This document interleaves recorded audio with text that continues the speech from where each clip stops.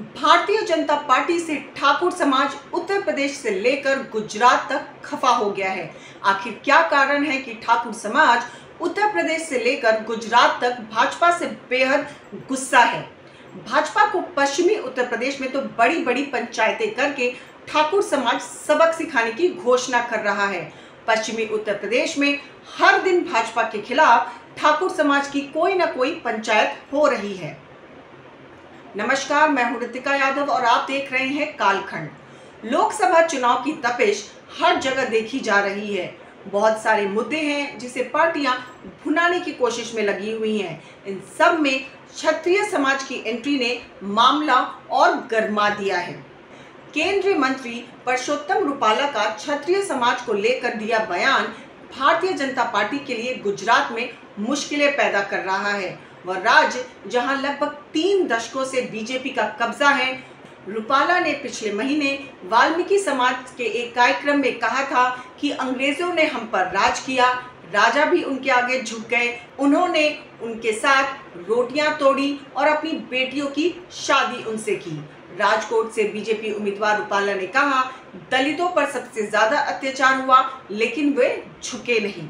रुपाला के इस बयान का असर सिर्फ गुजरात तक सीमित नहीं रहा, ये आग की तरह उत्तर प्रदेश, राजस्थान, मध्य प्रदेश तक पहुंच गया है। बीजेपी के लिए ये एक नई मुसीबत है।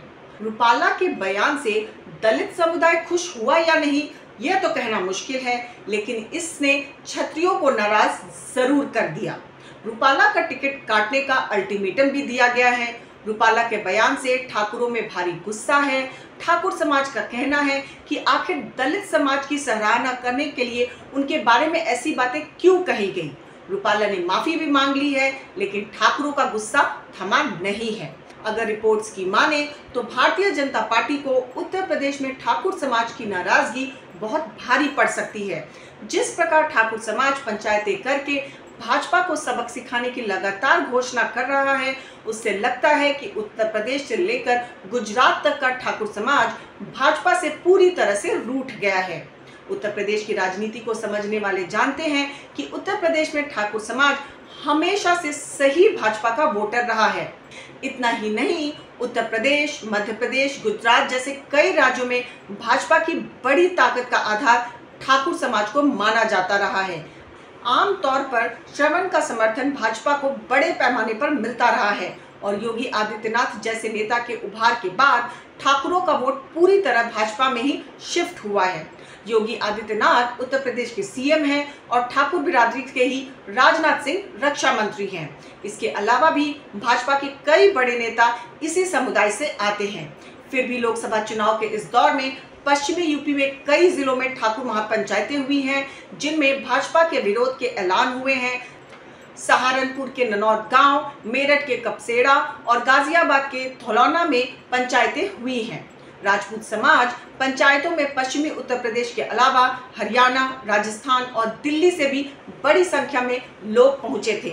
इन पंचायतों में मेरठ और सहारनपुर मंडल में किसी ठाकुर नेता को लोकसभा का टिकट ना दिए जाने पर आपत्ति जताई गई। ठाकुर समाज की मीटिंगों में कांग्रेस पार्टी और भाजपा पार्टी दोनों से ही अपील की गई कि वे ठाकुरों को नजरअंदाज ना करें, लेकिन सत्ता में होने की वजह से भाजपा के प्रति अधिक गुस्सा नजर आया।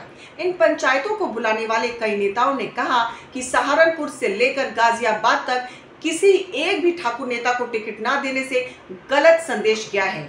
ऐसे में हम भाजपा को अपनी ताकत दिखाना चाहते हैं। राजपूत समाज का कहना है कि उत्तर प्रदेश के गाजियाबाद से वीके सिंह सांसद थे तो इस मंडल में एक प्रतिनिधित्व था, लेकिन अब उनका भी टिकट कटने के बाद गुस्सा और बढ़ गया है। केवल उत्तर प्रदेश के मुरादाबाद क्षेत्र में सर्वेश सिंह को टिकट मिला है, लेकिन मेरठ और सहारनपुर मंडल से मौका ना मिलने पर गुस्सा बढ़ा है। यही नहीं, यूपी के अलावा गुजरात में भी क्षत्रिय समाज इन दिनों भाजपा से खासा नाराज है।